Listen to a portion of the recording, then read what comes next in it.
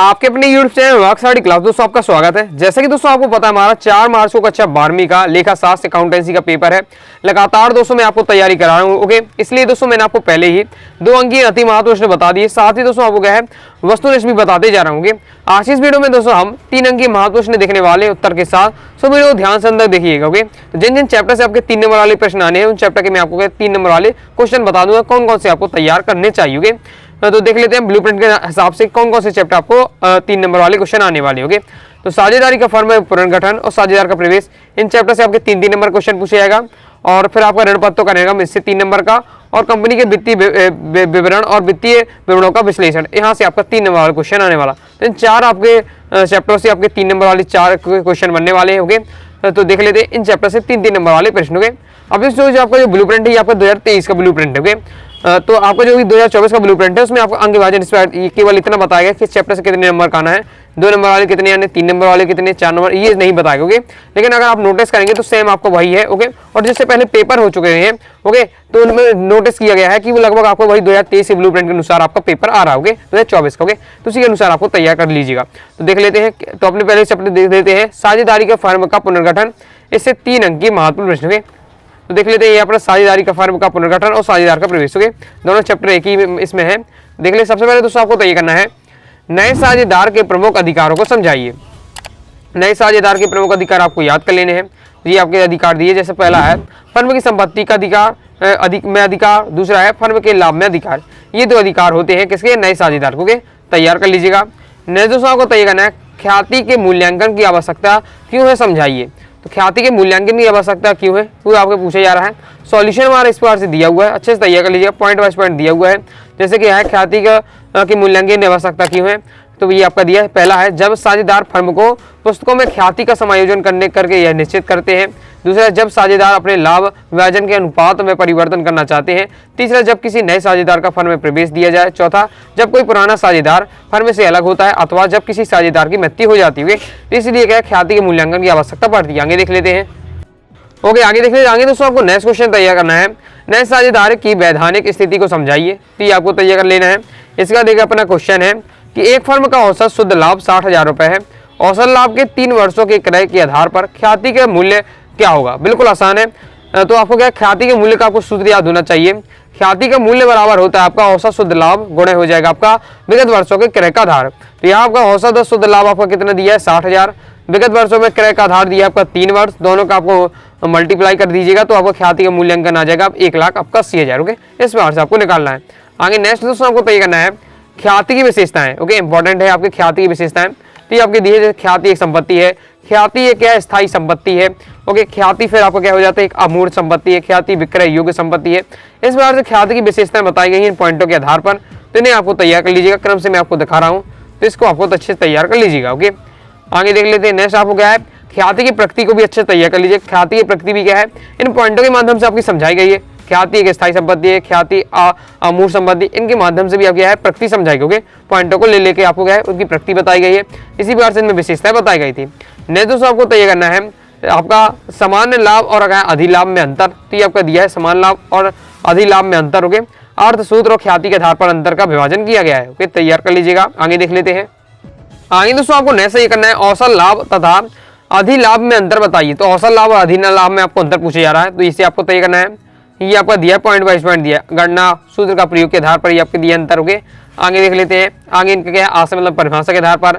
फिर आपका दिया है प्रत्याय की समानता दर के आधार पर, ये आपका दिया हुआ है। आपका विनियोजित पूंजी के आधार पर ध्यान पर। ओके, इन सब के आधार पर औसत लाभ और अधिलाभ में अंतर बताया गया, इसे आपको तैयार कर लीजिएगा। आगे देख लेते हैं। आगे देख लेते हैं। आगे दोस्तों आपको फिर न्यूमेरिकल इस प्रकार से आपको तैयार करना है, ये आपका दिया हुआ है। तो ये आपको तैयार करना है, इसका स्क्रीनशॉट आप ले लीजिए, इसको पढ़कर आपको समझना है और इस प्रकार के क्वेश्चन की आपको प्रैक्टिस करना है। इस प्रकार के क्वेश्चन भी आपसे अक्सर पूछ लिया जाता है। ओके, स्क्रीनशॉट ले लीजिए और इसके आगे आपका ये दिया हुआ। ओके, तो ये आपका निकल आता है आंसर। आगे देख लेते हैं। आगे नेक्स्ट चैप्टर से आगे दोस्तों हमारा ऋण पत्रों का निर्गमन, इस वाले से आपको 3 नंबर वाले देख लेते हैं कौन से आपको तय करना है। बाकी 2 नंबर वाले मैं आपको बता दिए, तो उनकी वीडियो जरूर देख लीजिएगा दोस्तों। क्रम से आप वीडियो देखना चाहते हैं तो अलग से प्लेलिस्ट बना दी है, class 12th accountancy important question 2024 के नाम से प्लेलिस्ट है। प्लेलिस्ट और जाकर क्रम से आपके यहाँ 2 नंबर 3 नंबर जो और आपके वस्तुनिष्ठ क्रम से बताते जाऊँ, तो देख क्रम से आप तैयार करते जाइए और तैयारी करते जाइए। आगे देख लेते हैं 3 नंबर वाले। जैसे 3 नंबर में दोस्तों आगे आपको तय करना है सुरक्षा के आधार पर ऋण पत्रों के प्रकारों को समझाइए। हो गया सुरक्षा, सुरक्षा से ऋण पत्र से क्या सही, इस टाइप के क्वेश्चन आपसे पूछे जा सकते हैं। तो आपको तैयार करना है, ये आपका दिया हुआ है आपका सुरक्षित ऋण पत्र, असुरक्षित ऋण पत्र के बारे में, इसे आपको तैयार कर लीजिएगा। आगे देख लेते हैं। आगे नेक्स्ट है हमारा ऋण पत्रों की उपयोगिता, इसे भी आप देख लीजिएगा। तो ऋण पत्रों की उपयोगिता इस प्रकार से इसमें बताई गई है, जैसे आवश्यक राशि की प्राप्ति, प्रबंध में हस्तक्षेप नहीं, तीसरा स्थायी ब्याज दर, चौथा आपका अंशधारियों को अधिक लाभांश, पांचवा आपका राशि वापस करने की सुविधा। तो ये 5 पॉइंटों के माध्यम से ऋण पत्रों की उपयोगिता बताई है, तो इसे आपको तैयार कर सकते हैं। आगे देख लेते हैं। नेक्स्ट आपको तैयार करना बहुत ज्यादा महत्वपूर्ण है, अंशवार ऋण पत्र में अंतर। अंशवार ऋण पत्र में बहुत ज्यादा महत्वपूर्ण है आपका अंतर, होके तैयार कर लीजिएगा। तो यहाँ आपका आशय, लाभांश, भुगतान प्रकार, इन सबके आधार पर आपको क्या है अंश और आपका ऋण पत्र में अंतर दिया हुआ है। तो 3 से 4 आपको अच्छे से याद कर ली जाए। ओके, इसके बाद नेक्स्ट आपको तय करना है ऋण पत्र की विशेषताएं, बहुत ज्यादा इंपॉर्टेंट। ऋण पत्र से क्या है, ऋण पत्र की परिभाषा और इसकी विशेषताएं आपको तय करना है। मतलब 3 से 4 आपको विशेषताएं जरूर तैयार कर लीजिएगा। बाकी आपकी परिभाषा भी दी हुई, तो इसकी आप इसका ले लीजिए। मैं आंसर आपको बताते जा रहा हूँ, तो आपको क्या तैयार कर लीजिएगा। ओके, आगे देख लेते हैं। आगे नेक्स्ट आपको तय करना है अंशधारी व ऋण पत्रधारी में अंतर, इसे भी आप देख लीजिएगा। ओके, 3 पॉइंट ज्यादा याद नहीं करना, 3 4 पॉइंट आपको पढ़ लीजिएगा। अंशधारी और ऋण पत्रधारी में अंतर। ओके, आगे देख लेते हैं। आगे दोस्तों हमारे नेक्स्ट चैप्टर कंपनी के वित्तीय विवरण, इससे देख लेते, इससे भी आपको 3 नंबर वाला आना है। ओके, तो जिन जिन चैप्टर से आपका क्वेश्चन लॉन्ग वाले आने, 3 नंबर वाले आने, उनकी बता रहा हूँ। नेक्स्ट वीडियो में आपको 4 नंबर वाले भी बता दूंगे। तो देख लेते हैं। इसमें वित्तीय विवरण की उपयोगिता एवं महत्व बताना है, ये आपको तय करना है। वित्तीय विवरण की मतलब उपयोगिता और महत्व आपको तैयार कर लीजिएगा। तो ये आपका दिया हुआ है, तो इसके आपको तैयार कर लीजिएगा। पॉइंट वाइज पॉइंट आपको तैयार करना है। अंशधारियों के लिए, दूसरा है निवेशकों के लिए, तीसरा है प्रबंधकों के लिए, इस प्रकार से आपका दिया हुआ है। ओके, तो इससे आपको तय करना है। आगे देख लेते हैं। नेक्स्ट आपको है वित्तीय विवरणों की सीमाएं का वर्णन आपको तय करना है, मतलब वित्तीय विवरण की सीमाएं कौन कौन सी आपको तय करना है। तो आपका सूक्ष्मता का अभाव, केवल मौद्रिक तथ्यों का समावेश, तीसरा आपका ऐतिहासिक परिलेख, चौथा आपका दिखावटीपन। ओके, तो इसको आपको इसके आधार पर आपको सीमाएं तैयार कर लीजिएगा वित्तीय विवरण, क्योंकि ये हो जाता है कंप्लीट। आगे देख लेते हैं। नेक्स्ट दोस्तों आपको तय करना है संचालन चक्र से क्या समझते हैं, इंपॉर्टेंट है आपका। ओके, ये आपका प्रीवियस पेपर में आ चुका है, तो अच्छे से ये कर लीजिए संचालन चक्र। ओके, तो ये आपका दिया हुआ है। ओके, तो इसे आपको तैयार अच्छे से कर लीजिएगा, संचालन चक्र हो जाता है। आगे देख लेते हैं। इसके बाद दोस्तों हमारा नेक्स्ट चैप्टर आ जाता है वित्तीय विवरण का विश्लेषण। ओके, जिससे और आपका 3 नंबर का आना है। ओके, तो इससे और देख लेते हैं। तो वित्तीय विवरणों के विश्लेषण की सीमाएं आपको, ऐसी विशेषताएं आपको तैयार कर लेनी। सबसे ज्यादा इंपॉर्टेंट आपकी विशेषताएं हैं, विशेषताएं महत्व, तो ये आपको अच्छे से तैयार करना है। तो ये आपकी पॉइंट वाइज पॉइंट दी हुई है, विशेषता तैयार कर लीजिएगा। 3 से 4 आपको तैयार कर लेनी है। इसके बाद दोस्तों आपको नेक्स्ट तय करना है वित्तीय विवरण का महत्व बताइए। तो ये आपके महत्व दिया है वित्तीय विवरण का। तो अंशधारियों के लिए इस बार से आपको पॉइंट वाइज पॉइंट दिए हैं, निवेशकों के लिए, प्रबंधकों के लिए, व्यापारी लेन देनों के लिए, कर्मचारियों के लिए, सरकार के लिए वित्तीय विवरण का क्या महत्व है, इनके पॉइंट के आधार पर समझाया गया है। आगे देख लेते हैं।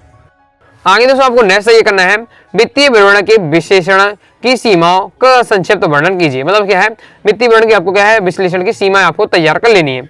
ये भी आपके पॉइंट वाइज पॉइंट समझाएंगे। लेखांकन नीति में परिवर्तन, अपूर्ण व अस्थायी समंकन। ओके, जैसे आपका पूर्वानुमान में कठिनाई, आंकड़ों की एकरूपता का अभाव, छद्म में प्रदर्शन का भय, व्यक्तित्व निर्णय पर प्रभाव। इन पॉइंटों के आधार पर आपके वित्तीय विवरण के विश्लेषण की आपको सीमा तैयार कर लेनी है। तो ये थे आपके 3 नंबर वाले महत्वपूर्ण प्रश्न। जिन जिन चैप्टर से आपके 3 नंबर वाले प्रश्न आने थे, उन चैप्टर से मैंने आपको 3 नंबर वाले बता दिए, सभी तैयार कर लीजिएगा। आगे हम 4 नंबर वाले देख लेते हैं। बाकी आपके क्या क्रम से वस्तुनिष्ठ बताते जा रहा हूँ। क्रम से आप वीडियो देखना चाहते हैं तो अकाउंटेंसी प्लेलिस्ट में जाकर क्रम से वीडियो देख लीजिएगा। तो आई होप दोस्तों आपको वीडियो पसंद आएगी। वीडियो लाइक करके चैनल से वीडियो कीजिएगा। दोस्तों कोई डाउट आता है कमेंट बॉक्स में आप जरूर पूछिएगा। टेलीग्राम चैनल ज्वाइन कर लीजिएगा। साथ ही दोस्तों क्या है इंस्टाग्राम में फॉलो कर लीजिएगा। मिलते हैं नेक्स्ट वीडियो में, तब तक के लिए बाय बाय।